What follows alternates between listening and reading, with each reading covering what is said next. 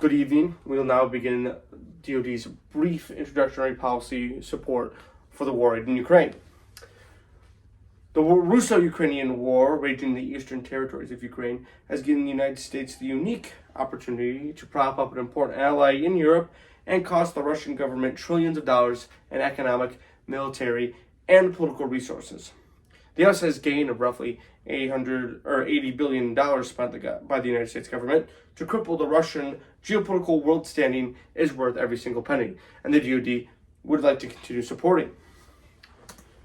You also see this in your packet. This is a brief graph showing war to Ukraine, not broken down by GDP, raw numbers. The United States leads by a wide margin. Main points is we want to cover the aid given to you real quick, the tangibles of the Russian losses, and the intangible things. Most of this aid is monetary, and it's used for the Ukrainian government to buy American arms and weapons. There's pins in it. They can only spend the money on that. This puts money back into the defense industries, and in turn, the pockets of employees. The need for this equipment will revitalize the United States defense industry, which, while producing the greatest weapons on the face of the earth, does occasionally struggle with keeping adequate stockpiles of some of the usables, the missiles, the bombs, the artillery shells.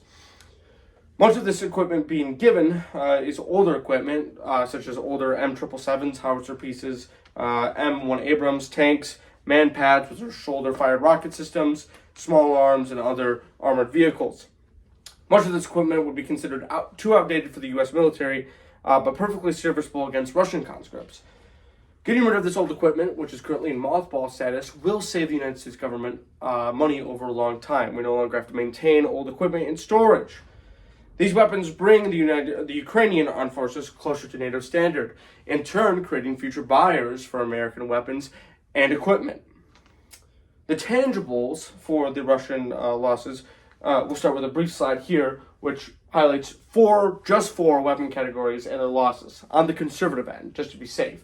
We'll start with just one of them. $5 million per tank at 3,500 tanks lost equals $17.5 billion. These four categories added together equals $34.47 billion in Russian losses. Roughly half of what the United States government has spent aiding the war in Ukraine up to this point. Pretty good deal for just four weapon systems. Not talking about the men, just the raw cost of the weapon system itself. The Russian armed forces will likely never recover from the losses suffered in this war. Thousands of tanks, armored personnel carriers, infantry fighting vehicles, fixed-winged and rotary aircraft, small arms, and most importantly, men, accounting for trillions of dollars in losses. The total loss of VDV, airborne forces, rapid response naval forces, and special forces will likely take a decade or more to get back up to a serviceable level. The clear deficiency of Russian equipment has led to countries dropping arms deal with Russia and moving closer to us. For instance, India recently dropped a deal to purchase more S-300s and S-400s, which are missile defense systems, to buy the American Patriot missile defense system. And weapons deliveries to countries like Vietnam, the T-72 tanks, which were promised 2 years ago, have not arrived, likely because Russia needs every spare tank that it can get. Vietnam will likely never see these weapons. The intangibles of this aid to Ukraine, I think, are probably the most drastic part. NATO and its longevity was under question not more than 3 years ago, and the presidency of the former presidency did not help that relationship very well at all. The U.S. aid brought NATO member states closer together, both militarily and economically, even to the detriment of individual states, such as Germany and the Nord Stream pipeline. Soft power and geopolitical goodwill has returned to the United States, which was damaged under the previous presidency. NATO expansion. Finland has been accepted into NATO, and Sweden is currently under review.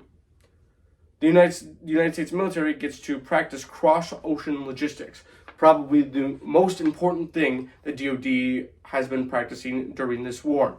The ability to move things across a large body of ocean, specifically preparing for wars in the Indo-Pacific region. The world's second most powerful military, in air quotes, is in ashes, and its ability to pressure Europe, China, and the Far East is in shambles. A more politically isolated Russia, unable to wade in the waters of national politics, is what remains. In short, our aid to Ukraine has been vital to the United States' geopolitical strategy in the last 2 years. Aid to Ukraine offers the United States the ability to strangle one of its largest geopolitical adversaries in 3 different ways: militarily, economically, and politically. Russia also has no good way to counter the United States' influence. In short, billions turned into trillions of dollars in net gain. That will end my first short brief into this topic. Few questions before we move on. Why should the U.S. bear the brunt of these costs? Well, that's a fairly simple question for me. The United States has the most to gain. Yes, Europe is at the doorstep of Russia, but a stronger Europe is good for the United States. It means that we need to have less troops over there.